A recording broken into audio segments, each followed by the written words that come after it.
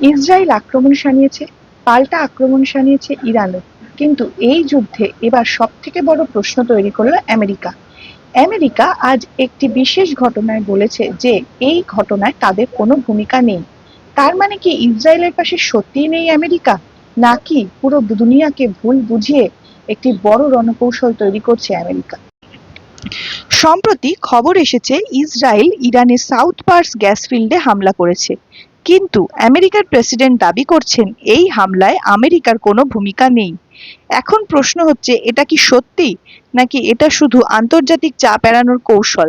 এই যুদ্ধ হঠাৎ শুরু হওয়া যুদ্ধ নয়। 2026 সালের ফেব্রুয়ারি থেকেই ইসরায়েল ও আমেরিকা একসাথে ইরানের বিরুদ্ধে অপারেশন শুরু করে।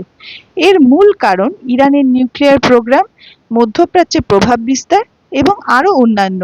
এমনকি আমেরিকা নিজে ইরানের বিভিন্ন জায়গায় হামলা চালিয়েছে এবং হাজার হাজার টার্গেট ধ্বংস করেছে। তাহলে হঠাৎ করে এখন বলছে আমরা জড়িত নই। ইসরায়েলের হামলার পর ইরানও চুপ থাকেনি। তারা কাতার, সৌদি আরব সহ গালফ অঞ্চলে মিসাইল হামলা চালিয়েছে। ফলে তেলের দাম আকাশ ছোঁয়া। পুরো বিশ্বে আতঙ্ক। আর আমেরিকা কি বলছে? যদি ইরান আবার হামলা করে আমরা ভয়ঙ্কর জবাব দেব। মানে একদিকে বলছে আমরা নেই, অন্যদিকে হুমকিও দিচ্ছে। এখানেই আসল খেলা। রিপোর্ট বলছে আমেরিকার আগে থেকেই এই হামলার খবর ছিল এবং তারা এই হামলাকে সাপোর্টও করেছিল। অর্থাৎ সামনে বলছে আমরা নেই, কিন্তু পিছনে সব জানে। এটা কেন? কারণ সরাসরি যুদ্ধ ঘোষণা করলে বিশ্বযুদ্ধের ঝুঁকি আরো বেড়ে যাবে এবং আন্তর্জাতিক চাপ কমাতে ডিনায়েল আমেরিকার অত্যন্ত দরকার। নিজের ইমেজ বাঁচানোও খানিকটা লক্ষ্য বটে। এটা একেবারে আমেরিকার শ্যাডো ওয়ার স্ট্র্যাটেজি। এই যুদ্ধ শুধু ইরান ইসরায়েলের না, পুরো পৃথিবী কাঁপছে। তেলের দাম বেড়ে গেছে, ফ্লাইট বন্ধ, গ্লোবাল ট্রেডে সমস্যা, এমনকি আমেরিকা আরো $200 বিলিয়ন চাইছে যুদ্ধের জন্য। মানে যুদ্ধ থামার কোনো লক্ষণ নেই।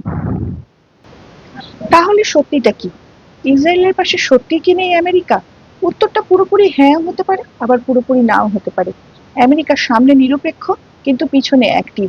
অর্থাৎ এই এক ধরনের ডাবল গেম আমেরিকার একটি রণনীতি। এই যুদ্ধ কোথায় গিয়ে থামবে তা কেউ জানে না। এটি একটি গ্লোবাল পাওয়ার গেম। কিন্তু এর মধ্যে সবথেকে বড় প্রশ্ন হচ্ছে, এই যুদ্ধে পরবর্তী টার্গেট কে?